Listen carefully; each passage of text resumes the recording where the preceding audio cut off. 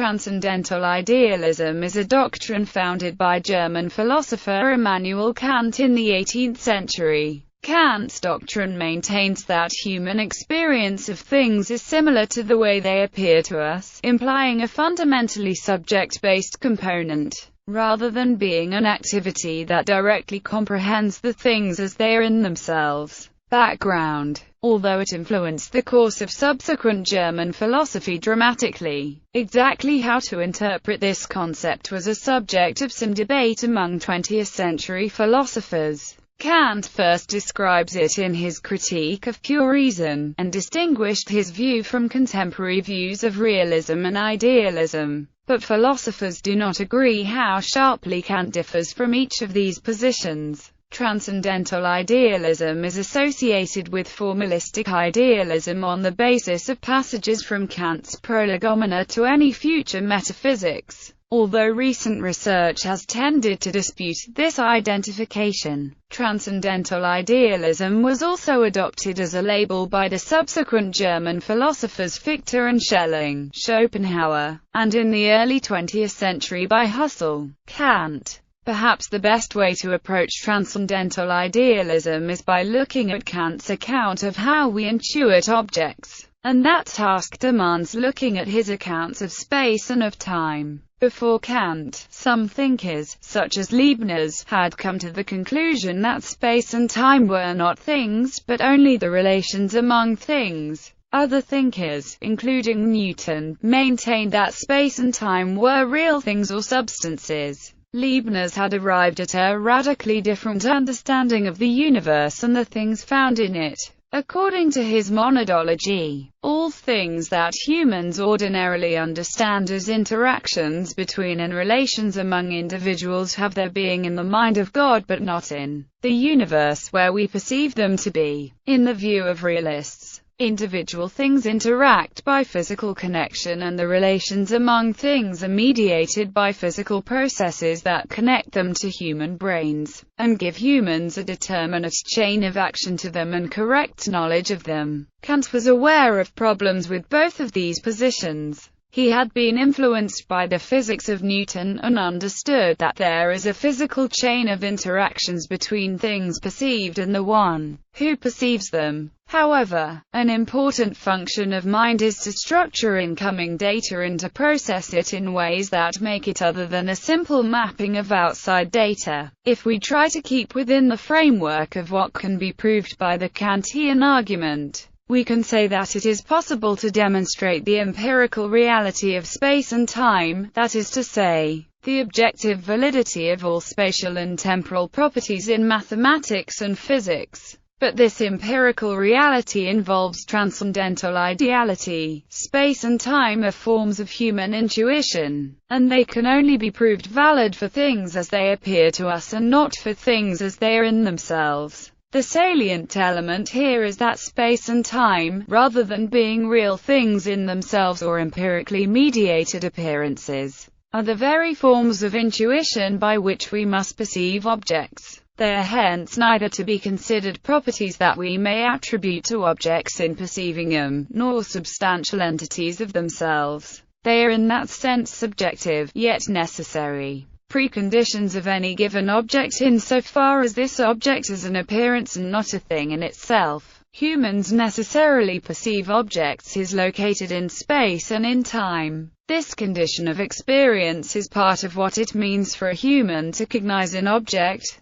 to perceive and understand it as something both spatial and temporal. I understand by the transcendental idealism of all appearances the doctrine that they are all to be regarded as mere representations and not as things in themselves, and accordingly that space and time are only sensible forms of our intuition. Kant argues for these several claims in the section of the Critique of Pure Reason entitled The Transcendental Aesthetic. That section is devoted to the inquiry of the a priori conditions of human sensibility, i.e., the faculty by which humans intuit objects. The following section, the transcendental logic, concerns itself with the manner in which objects of thought. Historical parallels. Xenophanes of Colophon in 530 BC anticipated Kant's epistemology in his reflections on certainty And as for certain truth, no man has seen it, nor will there ever be a man who knows about the gods and about all the things I mention. For if he succeeds to the full in saying what is completely true, he himself is nevertheless unaware of it, and opinion is fixed by fate upon all things. Certain interpretations of some of the medieval Buddhists of India, such as Dharmakirti, may reveal them to be transcendental idealists, since they seem to hold the position of Mariological nihilism, but transcendental idealists who held that their minds were distinct from the atoms. Some Buddhists often attempt to maintain that the minds are equal to the atoms of Mariological nihilist reality, but Buddhists seem to have no explanation of how this is the case, and much of the literature on the aforementioned Buddhists involves straightforward discussion of atoms and minds as if they are separate. This makes their position very similar to transcendental idealism, resembling Kant's philosophy where there are only things in themselves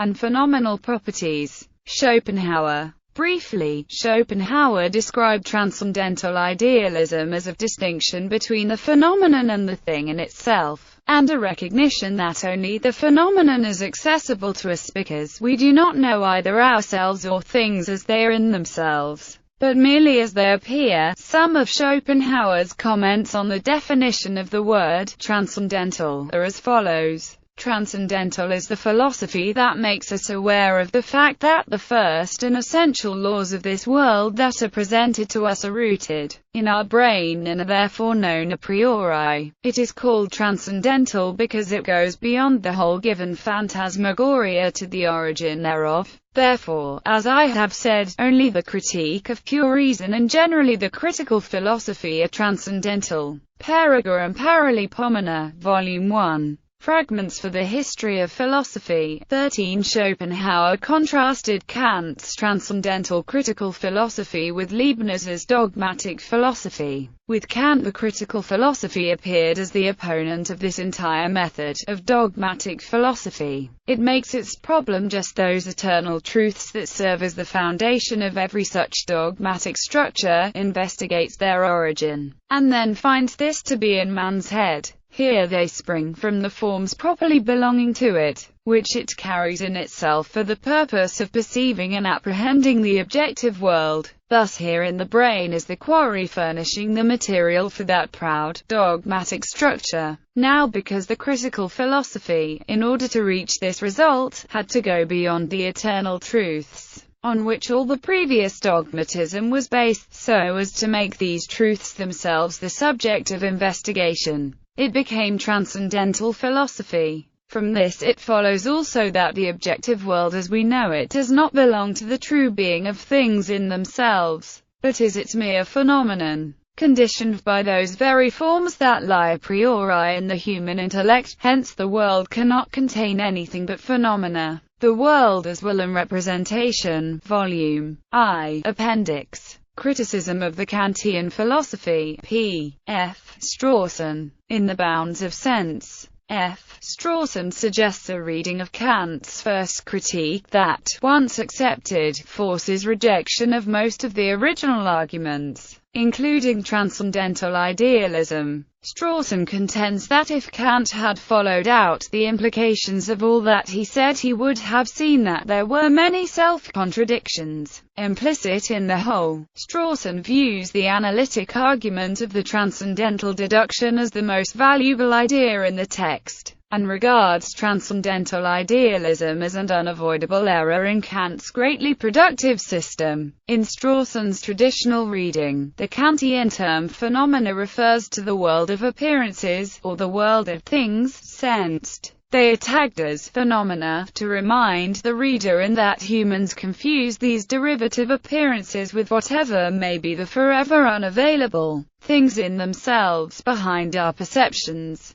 the necessary preconditions of experience, the components that humans bring to their apprehending of the world. The forms of perception such as space and time are what make a priori judgments possible. But all of this process of comprehending what lies fundamental to human experience fails to bring anyone beyond the inherent limits of human sensibility. Kant's system requires the existence of noumena to prevent a rejection of external reality altogether, and it is this concept to which Strawson objects in his book, Henry Allison. In Kant's Transcendental Idealism, Henry Allison proposes a reading that opposes Strawson's interpretation. Allison argues that Strawson and others misrepresent Kant by emphasizing what has become known as the two worlds reading. This, according to Allison, false reading of Kant's phenomena-noumena distinction suggests that phenomena and noumena are ontologically distinct from each other. It concludes on that basis that we somehow fall short of knowing the noumena due to the nature of the very means by which we comprehend them. On such a reading, Kant would himself commit the very fallacies he attributes to the transcendental realists. On Allison's reading, Kant's view is better characterized as a two-aspect theory, where noumena and phenomena refer to complementary ways of considering an object. It is the dialectic character of knowing, rather than epistemological insufficiency, that Kant wanted most to assert.